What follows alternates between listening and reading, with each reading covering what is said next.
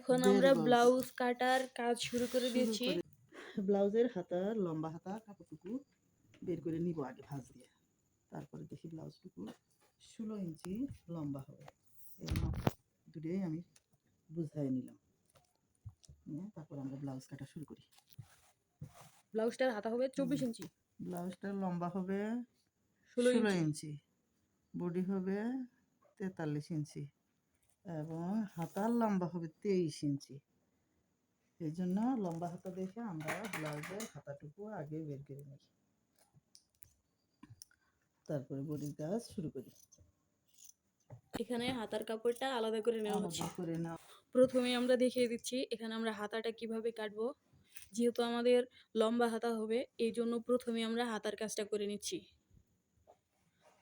কাপড়টিকে সুন্দর করে সমান করে 4 ভাঁজ করে কেটে নিচ্ছি। আর যেহেতু কাপড়ে হালকা একটু ভাঁজ ভাঁজ ছিল, সেটাকে আমরা হাত দিয়ে সমান করে নিচ্ছি। আপনারা কেউ চাইলে আয়রন করতে পারেন, কিন্তু আমরা এখানে হাত দিয়ে নর্মালি সমান করে নিচ্ছি।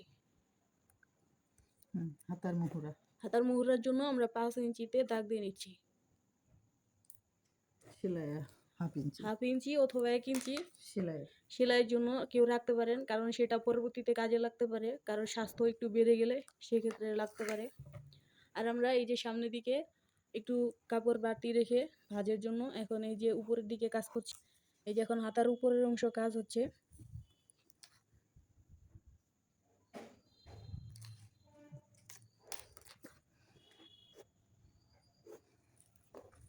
স্কেল দিয়ে হাতাটুকু আমরা সুন্দর করে শেপ দিয়ে নিচ্ছি।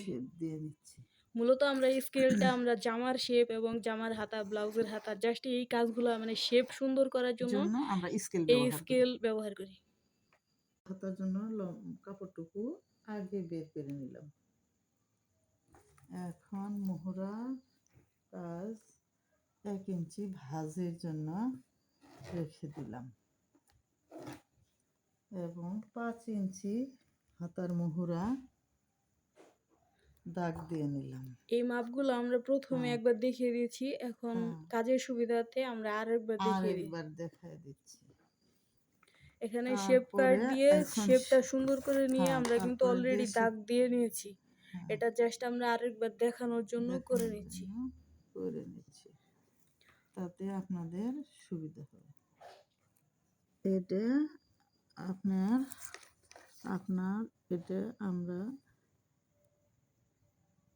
9 ইঞ্চি এটা হাতা এটা মাপ দিয়ে নিলাম এবং হাতার মোহরা লাগানোর জন্য আমরা এইভাবে দাগ দিয়ে নিচ্ছি। এবং এখন দেখি ফিতা আসুক, তাতে ব্লাউজ সুন্দর হবে। এই দাগটা আমরা ব্লাউজের হাতার তাল পাট কাটার জন্য কাটছি, তাই তো? এই দাগটা না, এত দূর কাটা যাবে না, মানে হালকা একটু আর কি, হালকা জাস্ট শেপ করে নেওয়ার জন্য। এখন আমি ব্লাউজের হাতাটা আমাদের এখানে সবগুলো দাগ দেওয়া শেষ। এখন আমরা হাতাটা কেটে নিচ্ছি একদম ফাইনালি। এই যে কাটার জন্য যে দাগটা দেওয়া হয়েছিল, সেই দাগ ধরে ধরে আমরা এখন এদিকে কেটে দিচ্ছি। ব্লাউজের হাতার কাজ আমরা শুরু করছি।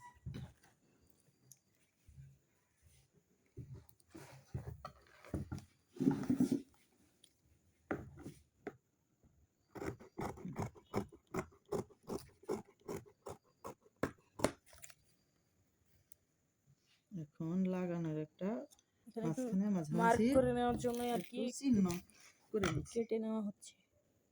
এখন এর সঙ্গে আমরা একসাথে হাতার তালপাটটা কেটে নিলাম। যেহেতু এই হাতা কোনো ডিজাইনের হাতা না বা এক কালার কাপড়, এই জন্য একবারই কেটে নিলেই হয়ে যায়। যদি অনেক ক্ষেত্রে জামার ডিজাইন থাকে, মানে হাতার ডান হাতা বাম হাতা করতে একটু সমস্যা হয়, সেক্ষেত্রে হাতাটা মানে মেল করে নিয়ে তারপরে আর কি তালপাট কাটতে হয়। আর এখানে যেহেতু আমাদের এক কালার কাপড়, এই জন্য আমরা একবারই কেটে নিলাম। আর প্রতিটি কাপড় কাটার পর এই দাগ অনুযায়ী ভাঁজ করে নিলে কাজ করতে অনেক সুবিধা হয়।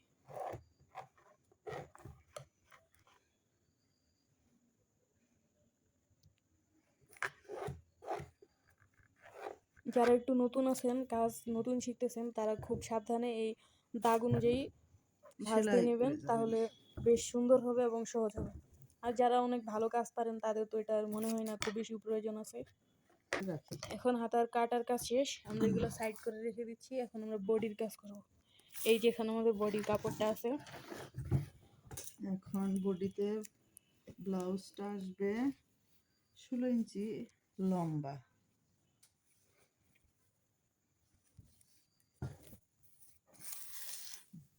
আমরা এইভাবে কাপড়টুকু ভাঁজ করে নিই।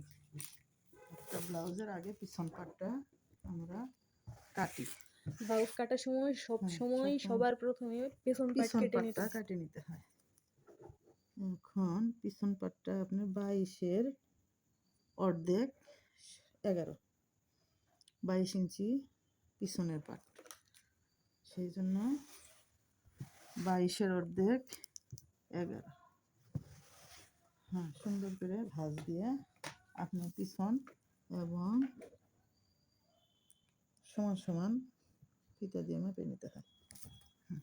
আম্মা অনেকদিন যাবত এই কাজগুলো করে, তো এই জন্য চোখের আন্দাজেই হচ্ছে যে 11 ইঞ্চি একবারে হয়ে গেছে। হয়ে গেছে। আর আমি করতে গেলে দেখা যাইতো যে 10-15 বারে 11 ইঞ্চি মিল করতে হইতো। এখন আমি কাঁধে হাফ ইঞ্চি, কাঁধের হাফ ইঞ্চি, ব্লাউজটা আসবে 16 ইঞ্চি, তারপরে এখন নিচের ভাঁজ সহ আমি 18 ইঞ্চি, 1.5 ইঞ্চি এবং কাঁধের ভাঁজ হাফ ইঞ্চি রাখলাম।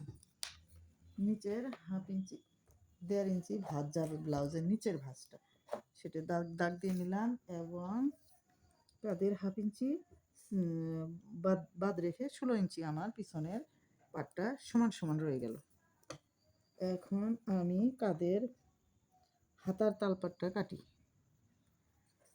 এখান থেকে মানে 6 ইঞ্চি হাতার দিক আমি মাপ দিয়ে নিই এবং হাতার তালপাটটা আমি 5.5 ইঞ্চি নামে আসি, দাগ দিয়ে 6 ইঞ্চি নেমে আসি। এখন দেখা গেল যে এই ব্লাউজের হাফ ইঞ্চি বা 1 ইঞ্চি সেলাইয়ের জন্য দাগ দিয়ে নিলাম এবং গলার কি গলা দেব, গলা গলার পেছন থেকে ওই যে একদম পাইপিং একটা গলা আছে না, ওডি তাহলে কাটা লাগবে না। পেছন সাইডে কোনো কাটতে হবে না। না, পিছনে কলার হবে যেহেতু, সেই জন্য আমরা পিছনে গলাটুকু আর কাটার প্রয়োজন মনে করলাম না। আর কলার আসলে হাফ ইঞ্চি আগে আগায়ে দিতে হয়, এই জন্য আমি হাফ ইঞ্চি আগায়ে দিলাম। এখন এই হাতার কাঁধের সেলাইয়ের জন্য কলার হলে একটু ডিপ করে ডিপ কাটতে করে কাটতে হয়। এখন আমি আসি পিছনের হাতার, পিছন পাটের হাতা কত আসি 8, 8.5 কাটে নিই। সেলাই করে হাতা লাগানোর পরে 9 ইঞ্চি বা 9.5 ইঞ্চি হাতার বগলটা আসবে। সেলাই করে 9.5 ইঞ্চি হাতাটুকু বগল আসবে। এখন আমি হাতার পিছন পাটের কাজটুকু শেষ করি। এখন এটা কেটে নিলেই হাতা হচ্ছে ব্লাউজের পিছন পার্টের কাটার কাজ শেষ হয়ে যাবে। আর এই সাইডে কোনো দাগ দেওয়ার প্রয়োজন নেই, কারণ এখানে তো এই ভাঁজ অনুযায়ী একটা মানে মার্ক হয়ে আছে, তো এই জন্য আমরা ওই দিকে আর কোনো দাগ দিইনি।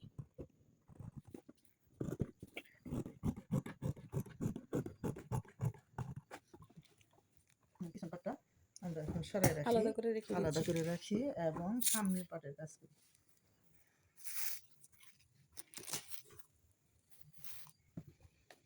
সামনের পাটটুকু আমরা এখন আসি কত 23,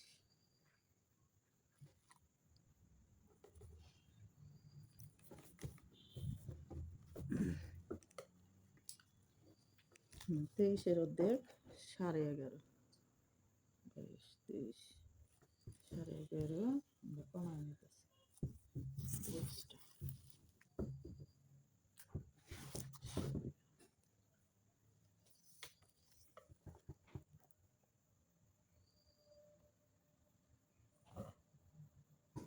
11.5 এবং 15.5। একটু সাইডে কাপড় রাখতে গেলে একটু বাড়ায় কাটলে অসুবিধা নেই। এখন আমরা পিছন পাটটা সামনের পাটের উপর বসাই নিই, কিন্তু সামনের পাটটা সবসময় 1/2 ইঞ্চি পিছন পাটের থেকে বড় রাখতে হয়। 1/2 ইঞ্চি বা এবং 1 ইঞ্চি বড় রাখতে হয়। আমি সেই জন্য 1 ইঞ্চি বড় রেখে রাখলাম। আমি একটু কাছে থেকে দেখিয়ে দিচ্ছি। এই যে এখানে দেখা যাচ্ছে, এই যে পেছন পাটটা হচ্ছে একটু উপরের দিকে আর সামনের পাটটা একটু নিচের দিকে, মানে সামনের পাটটা একটু বড় হবে এই কাটার সময়, কারণ এই এখানে টেকিংগুলো দিয়ে দিলে তখন এটা সমান হয়ে যাবে। ছোট হয়ে যায় তখন।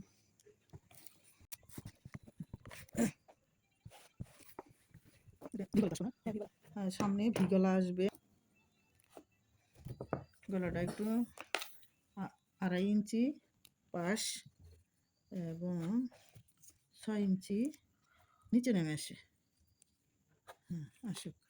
এবং ভি গলার জন্য আমরা এইভাবে দাগ দিয়ে নিই, এঁকে নিই। আমরা কিন্তু কাটার সময় পেছন পাটটা এদিকে সরিয়ে রাখছি, এখন জাস্ট এখানে চক দিয়ে দাগ দিয়ে নিয়ে আমরা ভি গলা শেপ দিয়ে নিচ্ছি। ভি গলার কাজ সাইজ করে নিচ্ছি এবং এই গলাটুকু আমরা আগে কাটা শেষ করছি।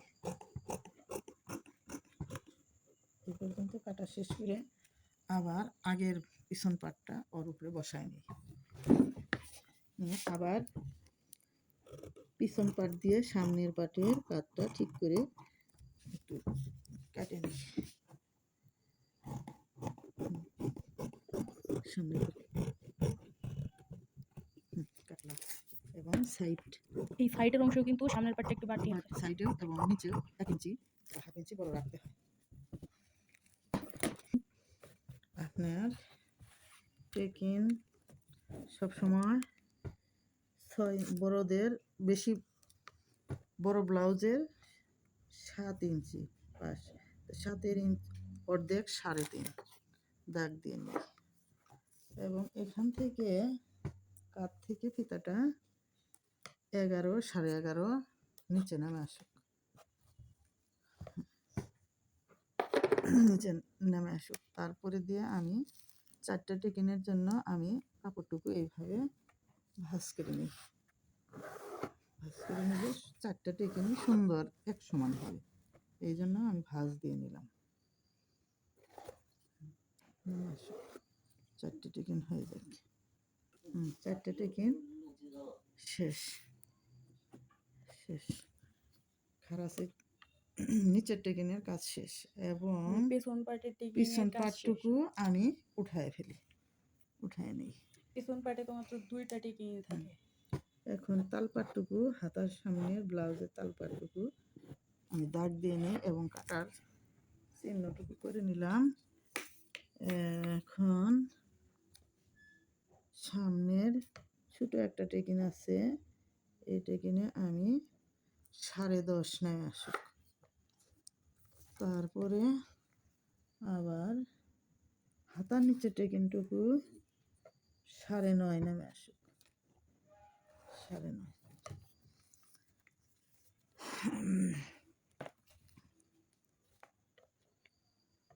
এটা কোন মাপে? এটা সাইডের টেকিনটুকু এইভাবে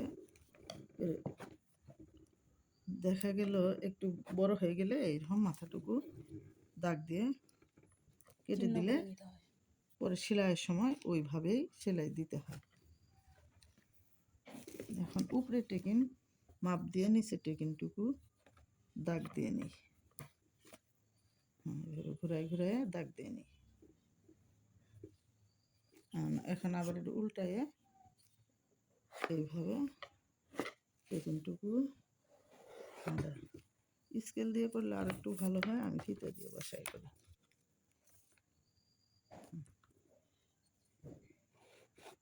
টেকিনের কাজ আমরা শেষ করলাম। এখন হাতার ব্লাউজের সামনের পাটের টেকিন আমরা শেষ করে এখন তালপাট টেকিন শেষ করে তালপাট কাটি।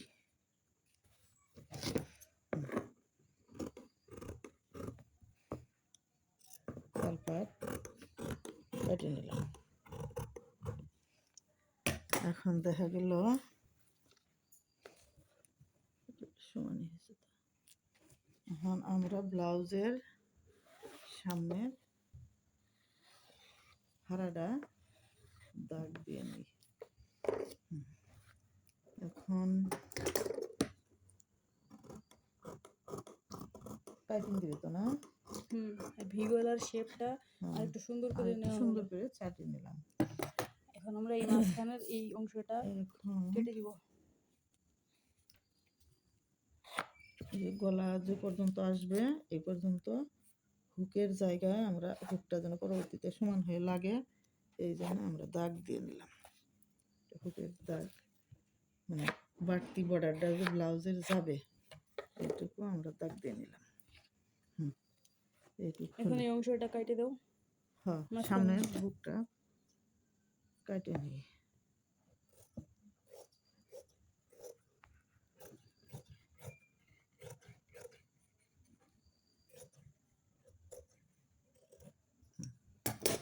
এখন দেখা গেল সামনের পাটের কাজ শেষ, পিছন পাটের কাজটা দুইটা একত্র করে নিলাম এবং হাতাটুকু সঙ্গে লাগায়ে রাখি। এখন বুকের বর্ডারের কিছু অংশ কাপড় এর সঙ্গে কাটা মাপ দিয়ে কেটে নিই। এই যে আমরা পেটিকোট এবং ব্লাউজের কাপড় এই যে একসাথে নিয়েছিলাম, এই জন্য আমাদের একটু কাপড় এখানে বাড়তি মনে হচ্ছে। তারপরেও যদি আমরা হচ্ছে কাপড়টা আলাদা আলাদা করে নিতাম এতটুকু কাপড় কিন্তু বাড়তি হতো না। সেই জন্য সবসময় এক ধরনের কাপড় কিনলে হচ্ছে একসাথে কিনতে হয়। একসাথে নিলে কাপড়ের একটু ইয়ে হয়।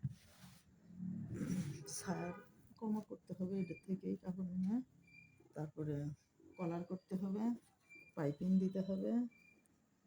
আমরা সেলাইয়ের সময় এগুলো কেটে নিই বা আগে কাটলেও চলে।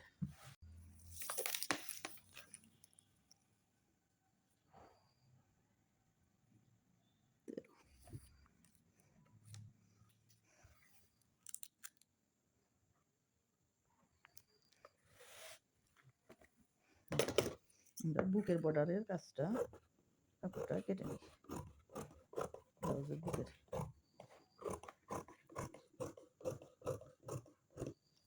বুকের বর্ডারের কাপড়টা আমরা কেটে নিলাম। এখন কলার তো পরে কলারের কাপড় আমরা সেলাইয়ের সময় কাটবো এবং পাইপিংয়ের কাপড়ও সেলাইয়ের সময় কাটবো। এই জন্য এই কাপড়টুকু আমাদের পাইপিংয়ের কাপড় হচ্ছে কলারের কাপড়, যেগুলো ছোট ছোট কাপড় যেমন পাইপিংয়ের কাপড় কেটে সাথে সাথে লাগালেই পাইপিংটা অনেক সুন্দর হয়। এই জন্য আমরা এবার এই কাপড়টুকু রেখে দিচ্ছি, এখন সেলাইয়ের সময় কেটে নেব। পেটিকোট ব্লাউজ আর এই যে পাইপিং গলার কাপড় সব কিছু কাটার জন্য আর কি এই কাপড়টা রাখা হয়েছে, মানে আছে আর কি। আর এগুলো সব কাটা শেষ, তো আমরা খুব সহজভাবে এই পেটিকোট এবং ব্লাউজ কাটা সময় কেটে নিলাম। হ্যাঁ, এখন ভাঁজ দিয়ে এভাবে আর কাপড় সেলাই রাখ পর্যন্ত এইভাবে ভাঁজ দিয়ে বেঁধে রাখতে হয়, কারণ একটা টুকরা হারিয়ে গেলে পরে হচ্ছে ঝামেলা হয়ে যায়। এভাবে বাঁধি।